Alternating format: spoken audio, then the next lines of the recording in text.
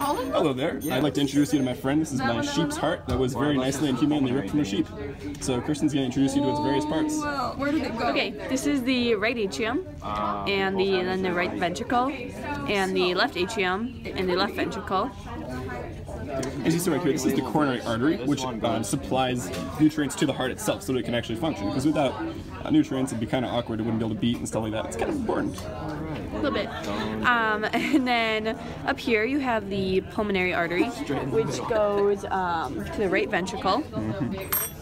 And then up here you have the aorta, which comes from the left ventricle. So there's two openings. You can see the aorta right here. There are actually 3 in the heart, but in the removal from the sheep process, we lost a few. So that's alright though. And then if you look in, would you mind putting the tool through it? If you look right here, this is the superior vena cava, and if you forcefully stick your tool all the way through it, it pops out with the inferior. So that allows the heart to take in deoxygenated blood from both the top and the bottom of the body. And yes, it is open. Thank you for demonstrating. And over here is the pulmonary vein, which is very large because there are multiple veins that converge into one point that go into the left atrium. And that was a nice spell. Alright, and welcome to our heart, and I'll be cutting it open, and stay tuned for more. So here we've cut open the heart, so we're going to see what's on the inside. Okay, so here is the semilunar valve, which forms a little cup there to prevent backflow. And all the way down in here is the mitral valves. And you can see the thickness of this part right here.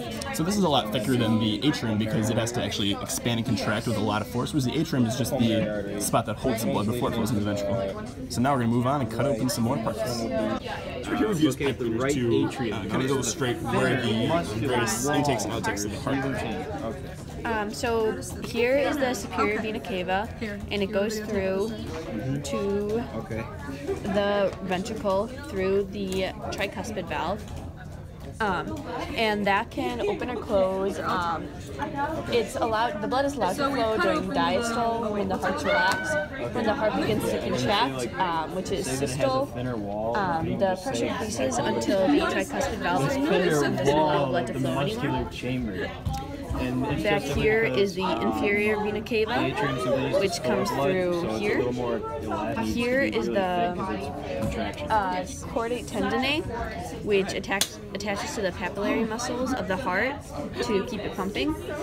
And the oxygen-poor blood comes in from the superior and inferior vena cavas and goes through the pulmonary artery into the lungs to be reoxygenated, and then also this is the semilunar valve, which is kind of a cup shape to prevent backflow. So now we're going to start moving on to the left side of the heart, which is the right facing us, so the bottom actually. So this right here is the septum that separates the 2 ventricles of the heart. So now we've cut open the left ventricle of the heart. You can see that the wall is quite a bit thicker. It's about 3 times the thickness of the right wall, because this is the part of the heart that actually sends blood all throughout the body, as opposed to just to the lungs, so it needs to be significantly stronger. And all the way down here is the mitral valve, which is between the left atrium and the left ventricle. This is the aortic semilunar valve down there. It's between the aorta and the left ventricle and prevents backflow.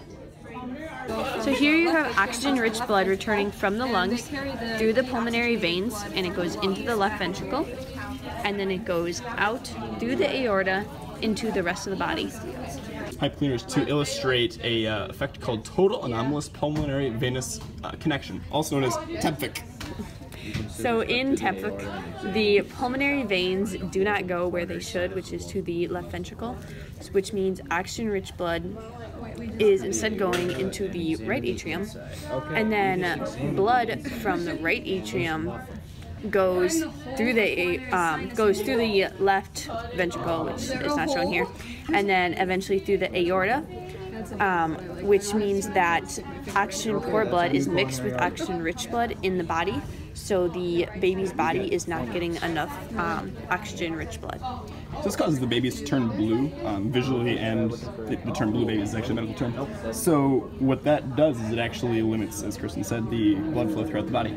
So the prognosis for, or sorry, the way to fix this is that a doctor will actually go in and they'll reroute the veins and move things around in order to, just like that, in order to correct the flow and fix the plumbing of the heart, if you will. The prognosis for survival is very high, actually. There's a very high survival rate of this. It's a pretty small problem as long as it's caught right away.